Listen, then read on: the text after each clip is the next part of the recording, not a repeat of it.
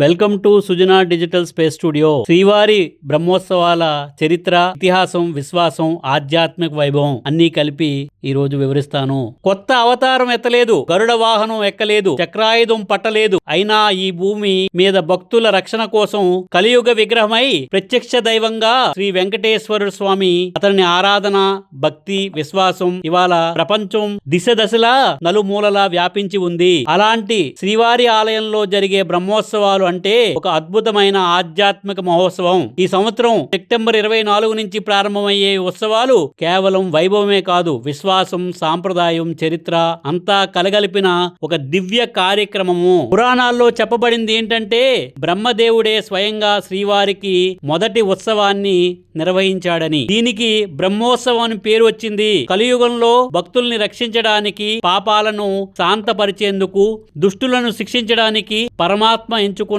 పరోక్ష వ్యూహం ఇది. ఈ 9 రోజులు ఉత్సవాల్లో ప్రతిరోజు ఒక ప్రత్యేకత, ఒక ఆధ్యాత్మిక గాథ ఉంటుంది. గరుడ సేవ రోజున శ్రీవారు గరుడ వాహనంపై ఆవిర్భవించి భక్తులకు దివ్య దర్శనం ఇస్తారు. చంద్రమౌళి వాహనం, హంసవాహనం, సింహ వాహనం, ప్రతి వాహనానికి ఒక అర్థం, ఒక సందేశం ఉంటుంది. దివ్యమైన అలంకారాలు, పూలతో నిండిన వీధులు, వేద ఘోషలు, తాళపత్రాల మంత్రోచ్చారణ, ఆ వాతావరణం తానే ఒక ఆధ్యాత్మిక యాత్రలా ఉంటుంది. ఈ ఏడాది సెప్టెంబర్ 24 నుంచి అక్టోబర్ 2 వరకు జరిగే బ్రహ్మోత్సవాల్లో లక్షలాది మంది భక్తులు పాల్గొనబోతున్నారు. ప్రతి క్షణం భక్తి రసమై, ప్రతి చూపు శ్రీవారి వైపు నిలిచి, ప్రతి శ్వాస గోవిందనామమే పలుకుతుంది. కాబట్టి బ్రహ్మోత్సవాలు కేవలం ఉత్సవాలు కాదు, అవి ఒక విశ్వాస గాథ, భక్తి, భవిష్యత్తు, దివ్యమైన ఆధ్యాత్మిక యాత్ర సమ్మేళనం. ఈ 9 రోజుల్లో దివ్యోత్సవాల్లో శ్రీ వెంకటేశ్వర స్వామి ఆశీస్సులు మనందరికీ లభించాలని కోరుకుంటూ